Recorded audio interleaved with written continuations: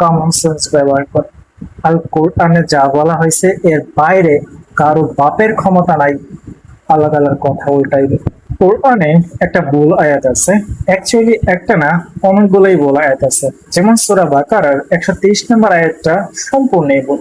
এখানে বলা হয়েছে কি, আর সেদিন সম্পর্কে সচেতন হও যেদিন কেউ কারো উপকারে আসবে না, কারো কাছ থেকে মুক্তিপণ নেওয়া হবে না, কারো কোনো সুপারিশে কাজে লাগবে না, আর কারো কাছ থেকে সাহায্য পাওয়া যাবে না।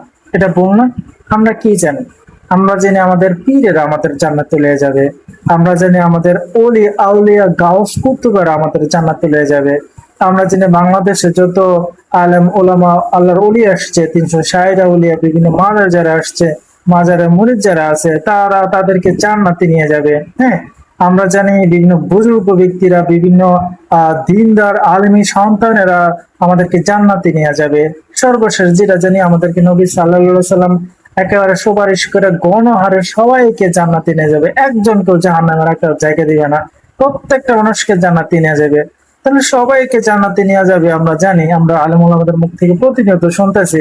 অথচ আল কোরআনে একটা আয়াত বলা হয়েছে কি, একটা আয়াত না, শুধু আরো অসংখ্য আয়াত আছে যে আয়াতে সরাসরি আল্লাহ তাআলা বলছেন সেই দিন কারো সুপারিশ গ্রহণযোগ্য হবে না। যেমন এই আয়াতটা আমি আরেকবার বলি, এখানে বলেছে আর সেই দিন সম্পর্কে সচেতন হও যেদিন কেউ কারো উপকারে আসবে না। আল্লাহ বলতেছেন কেউ কারো উপকারে আসবে না, কারো কাছ থেকে মুক্তি করে নেওয়া হবে না, কারো কোনো সুপারিশ কাজে লাগবে না।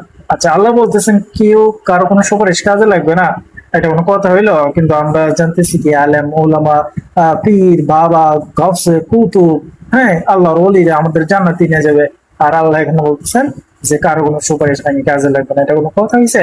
সো এটা কোনো সঠিক আয়াত? এটা তো ভুল আয়াত, তাই না? আল কোরআন তো এটা ভুল লেখা হয়েছে, এই আয়াতগুলো মুছে ফেলা উচিত, আল কোরআন থেকে এগুলো বাদ দিয়ে দেওয়া উচিত। কারণ আমাদের আলেম ওলামা জ্ঞানী ব্যক্তিরা বলতেছে যেখানে মাজারে যাইলে মাজার ব্যক্তিরা আমাদের জান্নাতে নিয়ে যেতে পারবে, তারপরে বিভিন্ন পীরেরা আমাদের জান্নাতে নিয়ে যাবে, সর্বশেষ নবী সাল্লাল্লাহু আলাইহি ওয়াসাল্লাম আমাদেরকে সুপারিশ করে জান্নাতে নিয়ে যাবে। তো সবাই তো জান্নাতে নিয়ে যেতেছে, তাহলে আল্লাহ এই আয়াতগুলো কেন কোরআনে দিচ্ছেন? শুধু শুধু দিচ্ছেন না। কমন সেন্স ব্যবহার করে। আল কোরআনে যা বলা হয়েছে এর বাইরে কারো বাপের ক্ষমতা নাই আল্লাহ তাআলার কথা উল্টাইবে। সেই দিন কোন নবী, মানুষ তো দূরের কথা, কোন নবী মুখ খুলতে পারবে না আল্লাহ তাআলার সুপারিশ ছাড়া, আল্লাহ তাআলার অনুমতি ছাড়া। আল্লাহ তাআলা এতটাই ভয়ঙ্কর রূপ হবে কিয়ামতের দিন, মহাবিচারের দিন। আমল করেন, এখনো সময় আছে। আল কোরআন পড়েন, ভালোভাবে চলেন, সৎ কাজ করেন। আল্লাহ তাআলা আল কোরআনে বলছেন যারা বিশ্বাসী এবং সৎকর্মশীল আল্লাহ তাআলা তাদেরকে জান্নাতে দাখিল করবেন। অ্যাটলিস্ট আর যাই করেন শিরক করেন না, শিরক থেকে বিরত থাকেন, সাধ্যমতো ভালো কাজ করেন, দান সদকা করেন, মানুষের সাহায্যে মানুষের সাথে ভালো এবং সুন্দর ব্যবহার করেন, মানুষের উপকার করার চেষ্টা করেন। হ্যাঁ, এরকম টাইপের আরো যত ভালো কাজ আছে সব ভালো কাজে অংশগ্রহণ করেন, মন্দ কাজ থেকে বিরত থাকেন। আল্লাহ তাআলার কাছে এগুলোই পছন্দনীয় কাজ, ঠিক আছে? তারপর আল্লাহ তাআলা আপনার আমল নামা অনুসারে আপনার, আল্লাহ, আমরা তো মানুষ, ভুল করি, তাই না? আল্লাহ তাআলা মাফ করে দিতে পারেন, এটা আমরা বিশ্বাস রাখতে পারি। সো আল কোরআন পড়েন, আল কোরআন অনুসারে চলেন, ভ্রান্ত বিশ্বাস নিয়ে চলেন না, এগুলো নিয়ে চলাটা ঠিক না। পরে বুঝতে পারবেন মারা যাওয়ার পরে যে কি করছেন।